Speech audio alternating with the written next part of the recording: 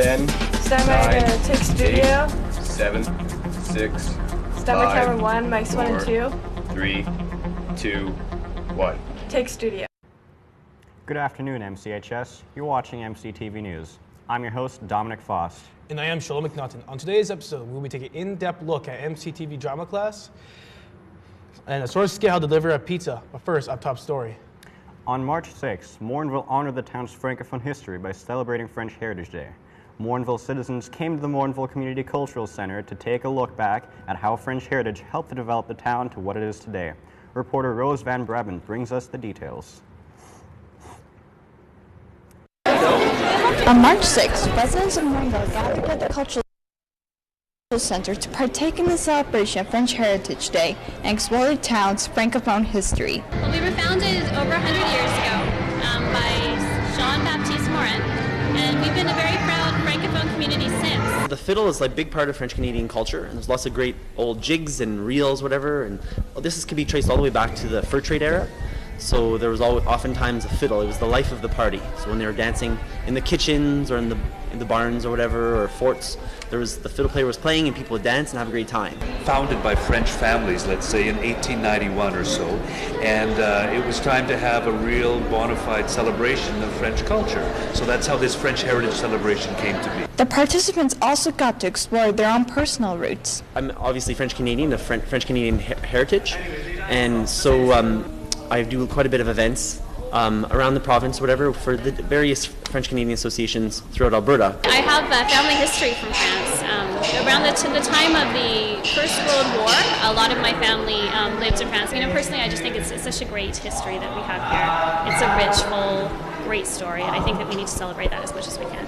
My mother is French Canadian, my father is Swedish, so I'm about a quarter or half French Canadian, but I'm a Franco-Albertan in that I grew up with the French culture and French language here in Alberta. And so the festival does not fail to disappoint with bringing enthusiasm about the French culture to town. There's a resurgence in the sense that there are many, many children, school-age kids from first grade up to high school who are studying French language, whether either in French immersion or French language studies. And as you notice as you drive through town, and those of you who are from Morinville, a lot of the street names are still French and English. So there's a real culture of French here. I think it's important, just like your own personal family heritage, it's important to get to know what the heritage of your community is as well, and to celebrate that. We're all living in a place that wouldn't be here if it wasn't for the people that founded it, all those founding farm families and the French families that came here to settle. I love playing music. I've been playing since I was 5 years old, and I guess it's my passion, my number one passion in life, and if I can share that passion with others and make them happy, then that's my whole goal with music, you know, sharing that joie de vivre, joy of life. For MCTV News, this is Rose Van Brabant reporting. I'm now joined by Mr. Kortash, who recently went to Tabor with the senior girls basketball team for their most recent tournament of the season. Thank you for coming on the show today. You're welcome. So first of all, how did you guys do in the tournament? We finished 9th. It was the provincial tournament, and the girls finished 9th overall. Well, that's good. Obviously, you're going to want to be first place, but 9th, it's better than last place. So was this the last tournament of the season? It was, yeah. So the girls qualified for provincials at zones, and then, provincials is always the last tournament of the season. And how would you rate this season in compared to the last couple of years? It was a really successful season. I think the girls finished with a record of 26-6, so really successful season. Lost to a few tough teams overall in the province, and so it was quite successful. Last year the girls finished 12th at provincials, this year 9th, so moving up a few spots, and I think that's a really successful season. That's good to hear. So what do you think you guys could have done better this year? Like, what caused you to drop down to 9th? Well, we still have a little bit of a younger team. I think some of the things that we can work on for next year, the girls need to be ready to play right as soon as the game starts. We had a couple of slow starts this year, and so we need to be ready right from opening tip-off. I think shot selection was a big issue as well, so I think that's something that we'll need to work on for next year. All right. So obviously you guys would have liked to place first in the tournament, right? But what do you think are some of the positive outcomes of placing 9th? Well, I think, first of all, just winning zones is a huge achievement. So we beat out all the other teams in our zone, in North Central Zone. And so to bring home the zone banner and finish first, I think is quite an achievement, and pretty proud of the girls for doing that. And I think they had the opportunity to represent Morinville very well and grow together as a team. We still have a young team, and so opportunity to grow and make some memories, and hopefully go back to provincials again next year. Yeah, let's hope. So thank you for your time. You're very welcome. Yeah, and sounds like it was a great season. MCH is very well known for its sports programs, but also quite famous for its arts programs. One of the most popular classes in the arts department is the drama program, where students engage in hands-on lessons on how to sharpen up their skills for the stage. Reporter Justin Subaya brings us the details.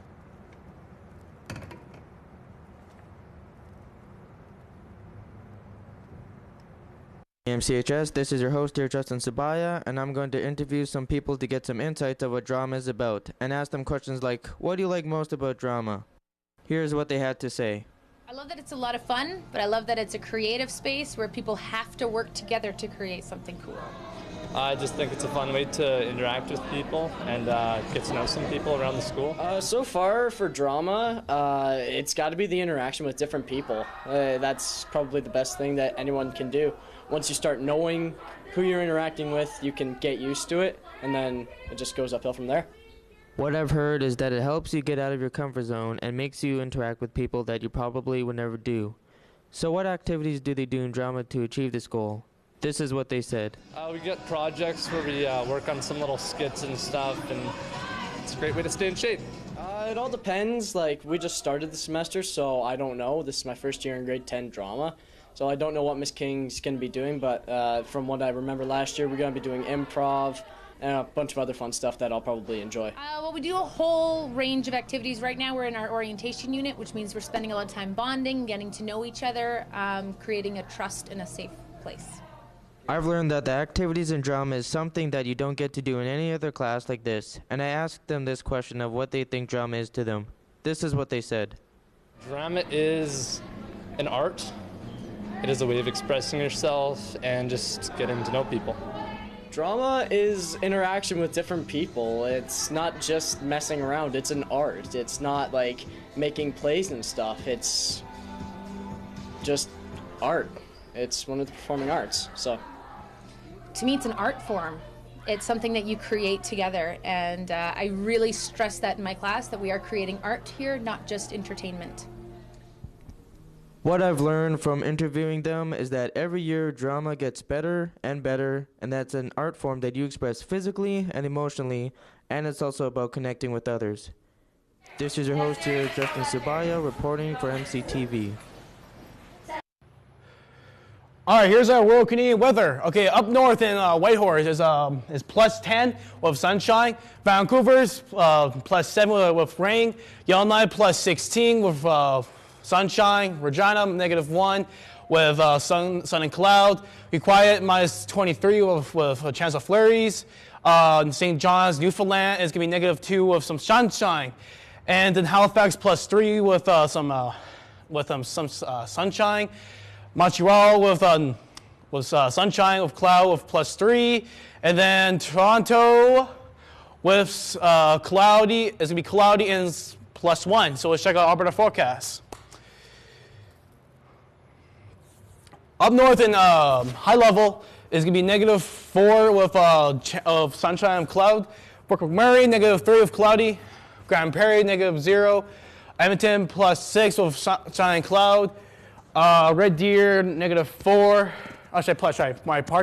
Plus 4 with cloud and sunshine. Jasper with freezing rain and plus 4. Banff plus 3. Calgary plus 5. Madison Hat plus 6. Now let's check our current conditions. Current conditions is -3 with wind speed of 5 kilometers per hour. Humidity is 66%. Of humidity. Sunrise is 2:22 a.m. and sunset 7:54 p.m. All right, now let's check our 7-day forecast. 7-day forecast the entire week looks pretty warm. Thursday it's gonna be +1 with the lowest of 1 with rain. Friday +12 to the lowest of 4. Saturday, plus 10 with negative plus 1. The rest of the week should be pretty warm. All right, back to you, Dominic. Thank you, Shalom. Have you ever wondered how the episodes of MCTV are put together, or how the crew is insane enough to take this as a course? Well, to answer those questions and much more about Morinville's very first and only live news show, I decided to take a look behind the scenes about what happens in the studio.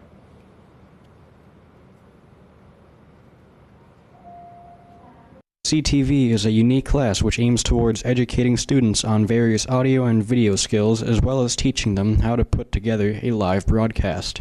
However, instructor Greg Baudestein believes there is more to the course than just that. Students basically produce the segments for the show. They do all the positions on the show. They basically learn how to produce a live television broadcast, and at the core of it, there's a team aspect to it, a group work aspect that is huge. And that will apply to any kind of job in the future. I spoke to some of the students who returned to the class for their second year and asked them why they joined. I chose MCTV in grade 9 because I was hoping that I would get a lot of video experience with working with cameras and editing, to learn how to use video and editing. Like if I want to, say, record a video for, like school or something, like college, then I know how to do that. I wanted to join because I wanted to do this when I'm older, so this would be a good experience. However, Mr. Baudestein says that usually students are not looking to pursue this as a career. A lot of kids don't go into television production. They take this because they just want to take a course that they enjoy taking, right? The students then shared why they believe that other people are intimidated by the class and why they shouldn't be. Kids are intimidated by MCTV. They're afraid of the big cameras that we have to use to shoot for actual live footage. And for me, I was a little intimidated just because I was nervous. I didn't know if I had to be on camera. I don't think they should be intimidated if it's a good class and everything. There is a workload, but once you understand how to put a news report together, it's really not that difficult to do. It's that steep learning curve that students have to get over. And once the kids that get past that learning curve learn, the tricks of the trade, it becomes a very manageable and a very fun course to be in. After 20 years of bringing information to the school in video form, the class shows little signs of falling apart and is likely to continue running for a long time. This is Dominic Faust reporting for MCTV News. Here's our MCHS announcements for Wednesday, March 25th. Bring your own banana is on right now. If you forgot to bring your banana, Student Council will supply one for $1 and then a topping for $1 more. Are you thinking about enrolling in a agriculture class for a post-secondary education? Contact Ms. Christian for about a scholarship possibility. There is a mandatory grad meeting on Wednesday, April 15th,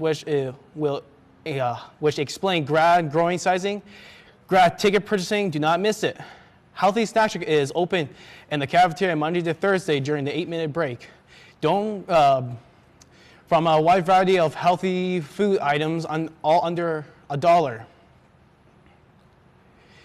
Did you miss MCTV's 20th anniversary special? Log into www.baudestein.net to see the digital archive, which includes episodes from the last 21 seasons. Get your fill of MCTV news, weather, and sports.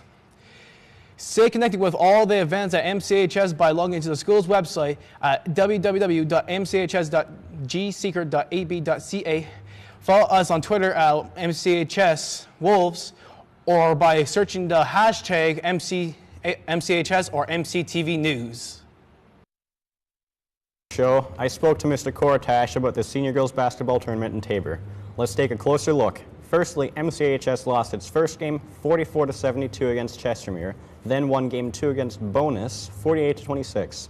MCHS then went on to win their third game against Wetaskiwin 51-32. MCH finished 9th in the whole tournament. As for our cheer team, they finished 4th in their small varsity provincials cheer competition. Great job to both teams.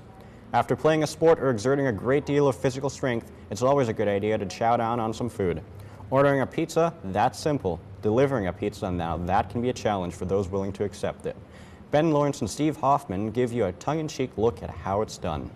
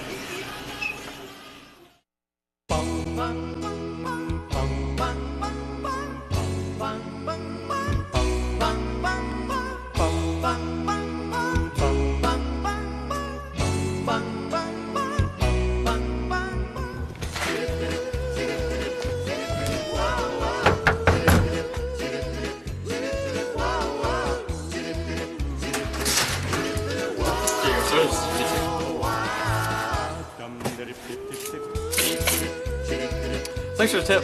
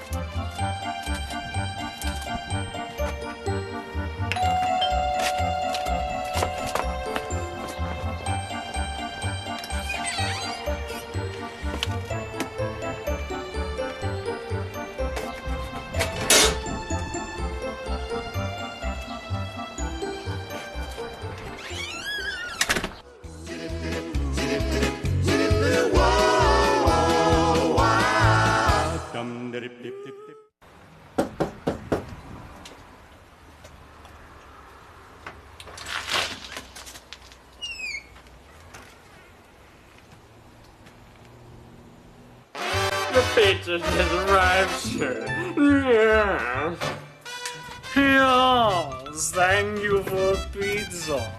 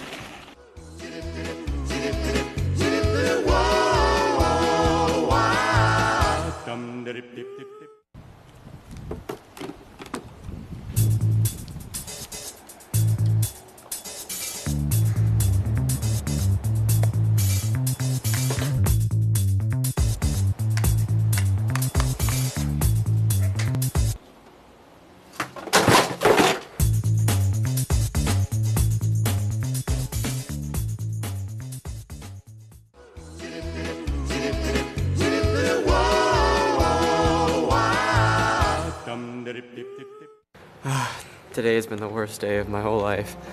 I woke up before my shift and walked onto the porch and saw my dog lying there cold, dead. Later, I received an email from my girlfriend saying we were breaking up. Then I found out my dad was in the hospital. He only survived for a couple of months.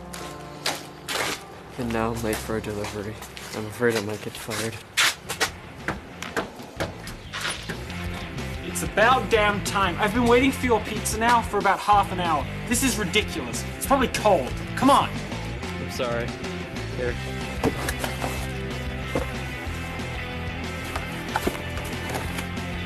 It is cold. You know what? Just take your freaking pizza and go away. Go away.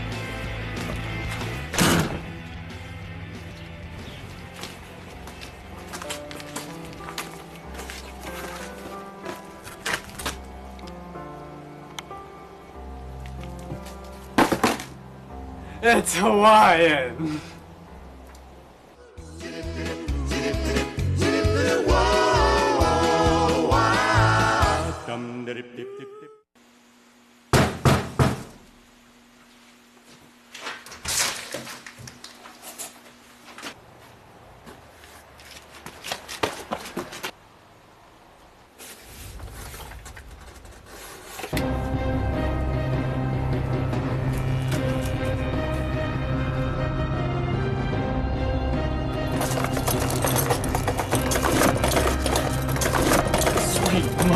God.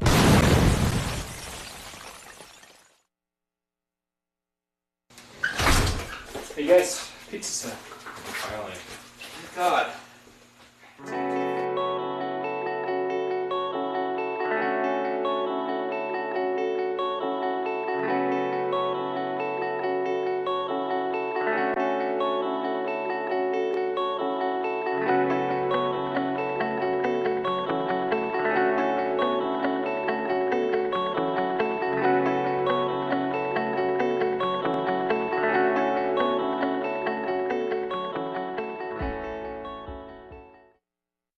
And that's our show for today. Thanks for tuning in.